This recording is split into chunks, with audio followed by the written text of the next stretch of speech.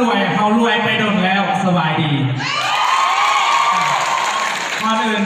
แนะนำตัวเองเนาะเขาเจ้าเองดร.สลาตอมองวันนี้ก็มีหมู่ที่กันรุ่นเดียวกันเนาะบุคคลวันหนังอยู่ใส่เรียนรุ่นเดียวกันเลยตั้งใจเป็นอาชีพที่เขามักก็คือแพทย์นั่นเองเนาะเริ่มไหมคนที่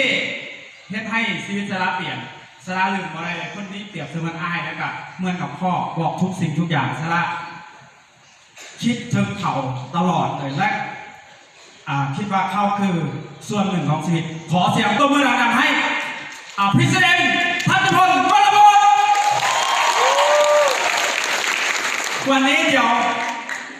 ไทยแดมาวันนี้เป็นครั้งแรกยกมือขึ้นอยากเปลี่ยนชีวิตไปทางที่ดีบอกคำว่าทางที่ดีของเขาพอใจแล้วบอกสลามั่นใจร้ายอาชีพที่เขาเลือกสลาบอกเลยบางคนก็พอใจแต่ถ้าเขาพอใจลองฟังทางนี้อาจจะเป็นโอกาสที่ดีเมื่อกับวันแรกที่สลาได้นำฝั่งเนาะสลาได้ฝั่งวันแรกสลาบอกว่าธุรกิจนี้ว่าจะเป็นไปได้นั่งตบมือกันเย้แล้วบอกจะไปต่างประเทศจะไปรวยกันนี่สลาบอกบ่มีในสมองเลยผู้ใดแดนนี้แนวคิดแบบนี้ยกมือเดียววันแรกเขาบอกว่าถ้าเฮ็ดปี2 ปีจะไปเที่ยวต่างประเทศจนขี้ข้านคืออย่างไปนาสลาอ้าวมันเป็นไปได้บอกสลาเงียบกับผู้สูงเลยยังไม่ได้ไปแม่นหรือเปล่าแม่นแต่วันนั้นเป็นความเป็นเป้าหมายวันนี้จริงเฮ็ดให้ชีวิตสลาเปลี่ยนต้องมาเบิ่งประวัตินิดนึงเนาะลองมาเบิ่งอันนี้คือสลาเองเนาะ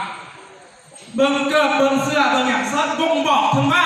พ่อแม่บ่มีเงินจะซื้อเสื้อผ้าให้ลูกเหียนจริงปะจริง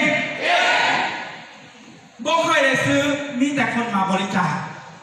เพราะสลาคือคนชนเผ่าเนาะอยู่ต่างแขวง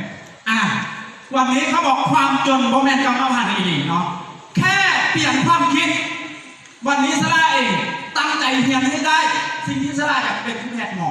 ทุกอย่างได้ความฝันเป็นจริงทุกอย่างแต่สิ่งหนึ่งคือบอสามารถดูแลพ่อแม่อันนี้คือสาระอายที่สุดเลยผู้ใดได้ยังเลี้ยงพ่อแม่ไว้ยกมือเลยเอาไป2 นาทีบ่พ่อแม่เลี้ยงเขายัง2 นาทีพอแต่เขา